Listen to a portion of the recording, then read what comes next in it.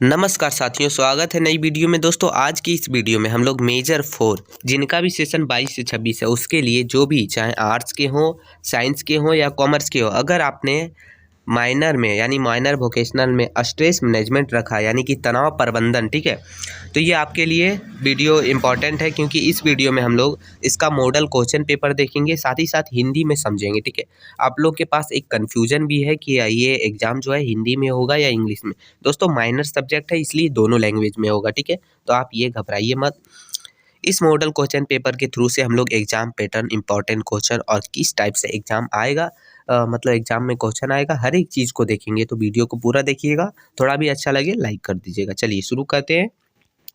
तो ये टोटल 100 अंक का होगा। 100 अंक में से 25 अंक तो आपका इंटरनल के तौर पर कॉलेज लेगा और जो आपका 75 अंक है वो आपका जो है वो एग्ज़ाम देना पड़ेगा थ्योरी के टाइप में। टोटल 3 घंटे का टाइम मिलेगा आपको, जो कि 3 घंटे हर एक सब्जेक्ट में मिलता है, आपको भी पता है ना। चलिए, ये है बोल रहा है कि परीक्षार्थी यथासंभव अपने शब्दों में ही उत्तर दे, यानी जितना हो सके अपने मन से लिखिएगा ताकि एग्जामिनर जो है चेक करे तो अच्छे मार्क्स बैठा सके।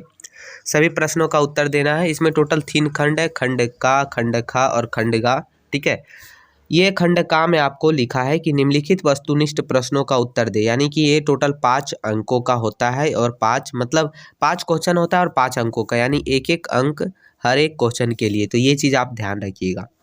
तो पहला क्वेश्चन हो जाता है हम लोग का कि तनाव के लिए कौन सा हार्मोन जिम्मेदार है। तो ये आप लोग का पहला क्वेश्चन है दोस्तों, जिसका आंसर आपको एक वर्ड या एक लाइन में लिखना रहेगा। दूसरा क्वेश्चन है, बोल रहा है कि तनाव का सामान्य स्तर पर कितना होना चाहिए, मतलब तनाव का जो है समान स्तर पर कितना प्रतिशत होना चाहिए तनाव, ये बता रहा है। ठीक है, आगे आप लोग का कि तीसरा क्वेश्चन है, बोल रहा है कि तनाव कितने प्रकार के होते हैं। तो ये आप लोग का तीसरा क्वेश्चन है। क्वेश्चन है, बोल रहा है कि भारत में कितने लोगों को डिप्रेशन है, यानी कितने प्रतिशत लोगों को डिप्रेशन है, या तो कितने लोगों को, ये आप बता सकते हैं, कोई दिक्कत ना। आगे पांचवा क्वेश्चन है, बोल रहा है कि सबसे अच्छा मानसिक स्वास्थ्य किस देश का है। तो सबसे अच्छा यानी कौन सा ऐसा देश है जिसका मानसिक स्वास्थ्य जो है वो सबसे अच्छा है। तो ये आप लोग का टोटल 5 क्वेश्चन हो जाता है। ठीक है, ध्यान रखिएगा। अब आता है आप लोग का खंड खा। इसमें टोटल 2 क्वेश्चन मिलेंगे, यानी कि एक क्वेश्चन के लिए आपको 5 मार्क्स मिलेंगे, यानी 2 क्वेश्चन के लिए टोटल 10 मार्क्स। तो ये चीज़ आप ध्यान रखिएगा। लिख रहा है कि निम्नलिखित दोनों प्रश्नों का उत्तर दे। तो पहला हो जाता है हम लोग का, यानी कि खंड खा का पहला, और नंबरिंग से देखा जाए तो छठा नंबर क्वेश्चन। बोल रहा है कि तनाव क्या है, तनाव के प्रमुख कारण लिखिए। तो ये आप लोग का क्वेश्चन है जो कि 5 मार्क्स का एक रहेगा। आगे हम लोग का 7वां क्वेश्चन है, बोल रहा है कि परीक्षा तनाव कम करने के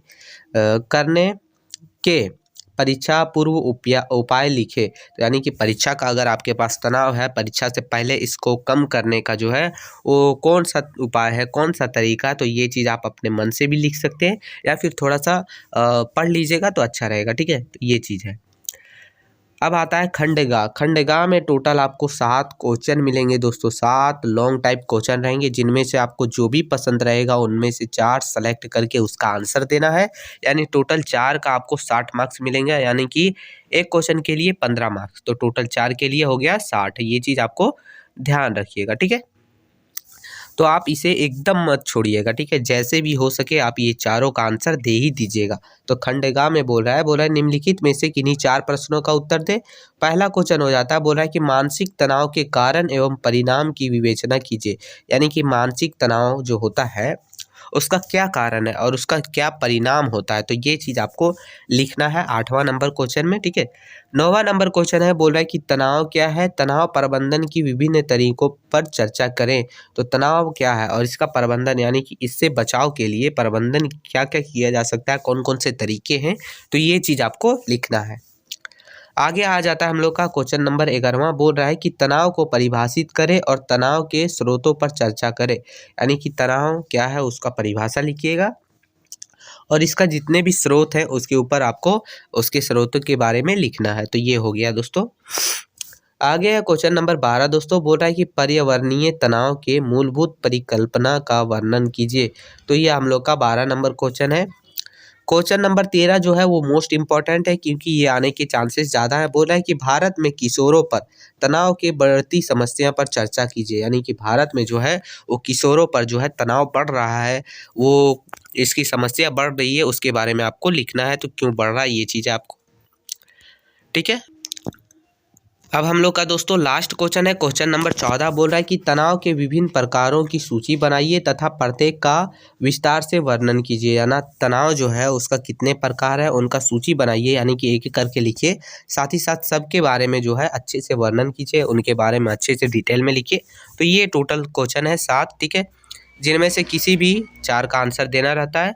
तो आपको ये वीडियो कैसा लगा, थोड़ा भी हेल्पफुल लगा तो आपको क्या कर देना, बस डिस्क्रिप्शन में लिंक है, वहाँ से जाके PDF डाउनलोड कर दीजिएगा, एक छोटा सा लाइक कर दीजिएगा। और अगर आपको हेल्पफुल लगता हो तो चैनल को भी सब्सक्राइब कर लीजिएगा, ताकि जैसे ही कोई वीडियो अपलोड हो सबसे पहले नोटिफिकेशन मिल सके।